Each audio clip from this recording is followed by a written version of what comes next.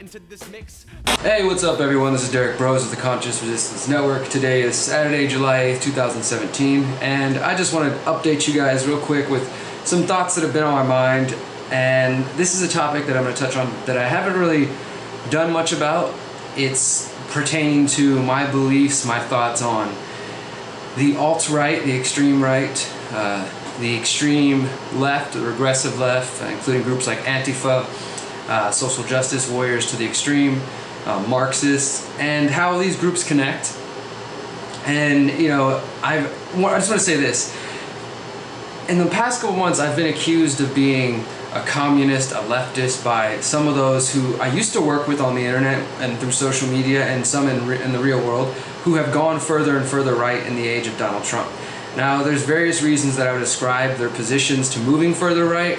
Some people are understandably concerned about the influx of individuals from other countries who they think might not respect individual liberty, might not respect property rights, might not respect women's rights, and things of this sort.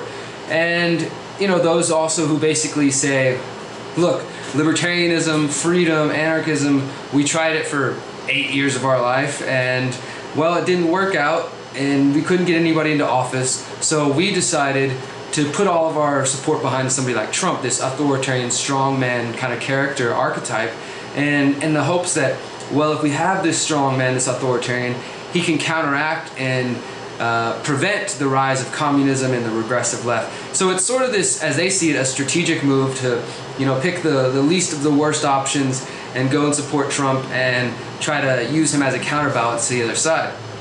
And there's others, though, who are outright openly fascist and racist, and I'm not using this as some sort of rhetorical device or hyperbole. This is why I get accused of being the leftist, because I say this and I call people out. Because it's true, there are people who tend to be more on the left side, progressive, social justice side of things, who use racism, fascism to everybody who opposes them. All Donald Trump supporters are racist, all Donald Trump supporters are fascists, these kind of ideas. I don't believe that for a second, all right? I have friends in Houston who I've had face-to-face conversations with who told me that they support Donald Trump for various reasons, and we've been able to discuss that, and they don't seem to be racist. I know there's some out there who say at this point the only people left supporting Donald Trump are the racists, but I just think that's oversimplifying the situation. There are people who, as flawed as I think their thinking is, and as big of a mistake as I think it'll prove to be, these people believe Donald Trump is offering them something that they can't find elsewhere, and so they're willing to support him in their pursuit of what, I don't know. But as I've written about since before Donald Trump got elected, his job is to be the great divider. He comes in and promotes this division by stoking the flames of sort of the crowd who's afraid of the Muslim invasion or the immigrant invasion, and those who are legitimate Islamophobes and legitimate racists. He stokes the flames of those people in that crowd by talking about this wall, this Muslim ban, and I don't think these are legitimate ways to help out this nation. As most of you know, I'm an anarchist. I'm an anarchist that believes in legitimately acquired and homesteaded property. And I also believe in pluralism. I believe in panarchism. I believe in rather than trying to fit all people into one specific school of economic thought, we decide that let's focus on our common enemy, the state, and all of its apparatus, and the people that work together and benefit off the state's existence. Let's focus on those people rather than just destroying each other apart in the meantime. But as you know, that doesn't mean that I ignore the differences in the libertarian movement or ignore the differences between myself and other activists. This whole video is about distinguishing myself from the alt-right and from the AntiFa, extreme left, and to see how in some ways these people are parroting each other. And this is even something I wrote about in a recent essay that I released with John Vibes. You guys know about our recent book, Manifesto of the Free Humans. We wrote an essay called The Authoritarian Right and Left. It looks at this specific issue, at how the authoritarian right and left are actually mimicking each other in many ways, and they don't seem to understand it. So again, I started out as a libertarian, a liberty advocate, a 9/11 truth activist, one of these kind of truth movement activists, and I realized that there were some good ideas in the libertarian movement and Ron Paul people. But I also realized that in that time frame of working with them, there were people who were much more conservative and right-wing than I chose to be, and there were people who were probably more left-wing liberal than I was. But we came together under this banner of trying to unite under Ron Paul or libertarianism or something of that sort.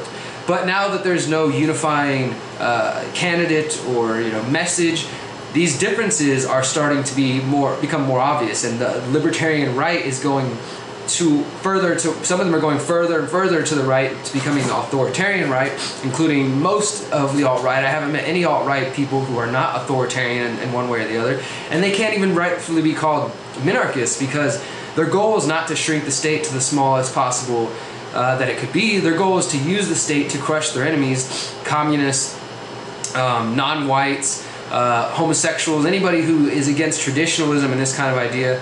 And then on the other side, some people went further left and they went to maybe support Bernie Sanders or become left-wing anarchists or left-market anarchists or left Rothbardians. But others have gone even further extreme in reaction to the rise of the right-wing and the Trump-type people, and have gone further to the left. I've seen this again with some friends who I've known who've always been to the left of me. They've gone to become AntiFa, like death to fascists and this kind of thing. So I find myself, like I think many of you, stuck in the middle of this. It doesn't mean that I don't take positions, and people talk about being a moderate or a centrist, and I don't even like those labels, but as if that's a bad thing. They want you to take one extreme position to the right and the left. And I just want it to be clear, I'm not for the state in any way. I'm not for state communism or state socialism or state anarchism or statism or state capitalism or any of these kind of things. I'm not for these microaggression type things. I support the trans community. I support individuals who want to identify however they want, as long as they don't use the state. So to make it clear, I am anti-state and anti-authority. I'm pro-compassion and I'm pro-liberty. Now we can divide those down and break them down all day, but that's where I stand. And what I want to just comment on here for a moment, and this is really, I think, the key point. For those who haven't looked into this, I'll post some articles below that Jeffrey Tucker wrote about the Frankfurt School. Now the Frankfurt School is a school of philosophers who have done a great deal, including Hegel and the Hegelian dialectic. So you have left-wing Hegelians and right-wing Hegelians, and that's essentially what we're seeing now. And the people on the streets, the alt-righters and the AntiFa, they might not realize that they're pushing these various philosophies that have been around for about 100 years or so, but they are still pushing the message behind that, and that's important to understand. So you have the Frankfurt School, and then people like Jordan Peterson, who I've really been getting to his work lately. He talks a lot about the Post Modernists, and how the Post Modernists were a group of philosophers that also attempted to say there was no subjective or objective meaning, or including words or identities and gender. And this gets into the identity politics, where people say that there's nothing at all that has meaning. Personally, I don't think that there is such thing as race, because it's just a difference of melanin in your skin. And I don't necessarily think that gender, constructs, the gender values, that those matter. Yes, we can say certain people are born with a penis and certain people are born with a vagina, but it doesn't mean that all people who are born with a vagina need pink rooms and need to wear dresses and need to like these things and be soft and feminine, the idea of what we think feminine is. It doesn't mean that all people born with a penis need to act tough and masculine and all this kind of bullshit. So I'm totally against that. But I also understand how it can be problematic when these people start trying to change and destroy the meaning of words. It gets really, really dangerous. Essentially what Jordan Peterson talks about is how the postmodernists were sort of bringing the Marxist idea of class struggle, which was about dividing people into classes, bringing that into a new era where they said it's not just by dividing people by class, but let's divide people down by race and by gender. So the postmodernists started saying that even constructs as race and gender are the real problem, and so it led to this identity politics that's going on now. Now also I want to throw out another name just for those who are interested in researching some of these, and I will post all of the links below so you can look into this, because it's a very big topic, and I'll probably elaborate upon it further if you'd like, and maybe you guys can send me some more info.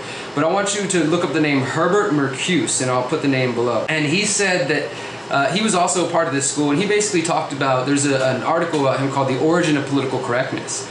And if you look up his work and you see what he's about, there's a quote from him that really illustrates exactly how he viewed political correctness as a way to control people. In 1965, Marcuse had an essay called Repressive Tolerance, which he claimed capitalist democracies can have totalitarian aspects. This has been criticized by conservatives who now, are fighting back against this this sort of tolerance that he preached, but they're becoming even more extreme in their fight. Marcuse argues that genuine tolerance does not permit support for repression, since doing so ensures that marginalized voices will remain unheard. He characterized tolerance of repressive speech as inauthentic. He advocates a form of tolerance that is intolerant of right-wing political movements. Liberating tolerance, then, would mean intolerance against movements from the right and toleration of movements from the left. So think about this. All the things that the alt-right guys are saying, that we need to support Trump, or we need to go towards libertarian fascism, or these crazy authoritarian viewpoints to halt the leftists, the communists, the cucks, whatever words they want to use, the left is operating under similar practices. And this guy, Herbert Marcuse, he wrote this essay during the time of the New Left in the 1960s. He influenced a lot of the thinkers and the professors that are in practice today, like Jordan Peterson has talked about, the academia that is spreading this message of the Frankfurt School and the Post Modernists that includes people like Herbert Marcuse and their idea of intolerance towards ideas from the right. Now, I think I've made it clear, though, that I have problems with both extremes of the left and the right.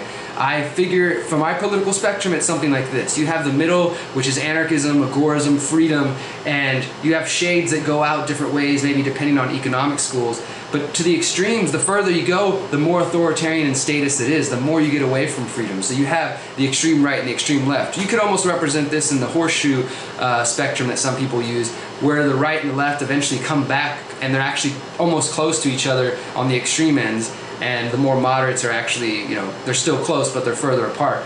So, I don't know, those are my thoughts on the alt-right, Marxism, SJWs, Trump. It's just so crazy to me that in some way the alt-right is practicing Marxism as the postmodernists have taken it. The postmodernists took Marxism, took it away from class, took it about dividing by gender and by race, and now you have on the other side the reaction to that, as the alt-right was originally known, the neo-reactionaries. They're reacting to that and becoming more and more identitarian themselves with these white nationalist movements, the white supremacists. So all these groups are breaking themselves down by gender and by race, traditionalism versus liberalism, all these kind of things. And this is playing right into the hands of what Karl Marx wanted, of dividing people, breaking people down to create this class struggle, this gender struggle, race struggle against people, so that in their eyes, capitalism will come to conflict, and they hope through that they can come out on top and put in communism. And I'm sure the other side, who has a penchant for Pinochet and his, stopping of communists, his authoritarian regime, which killed thousands and thousands of people, using something like that, like a Trump authoritarian regime, to combat the communists. And this is problematic thinking, and it definitely should not be seen as a long-term strategy. I wouldn't even endorse it as a short-term strategy. But those are my thoughts. Thank you guys for watching today. Please subscribe to the YouTube channel, The Conscious Resistance. You can follow us on Facebook at The Conscious Resistance.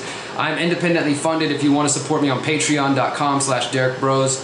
I also want to remind you guys I'm going on tour starting this coming Tuesday, the 11th, for the West Coast portion of the Decentralize Your Life Tour, sponsored by Bitcoin.com. We're hitting about 45 remaining cities now, West Coast, Midwest, and then coming back down south. So if you want to find out if we're coming your way, check out theconsciousresistance.com/tour. Thank you guys. Remember, you are powerful, you are beautiful, and you are free. Peace.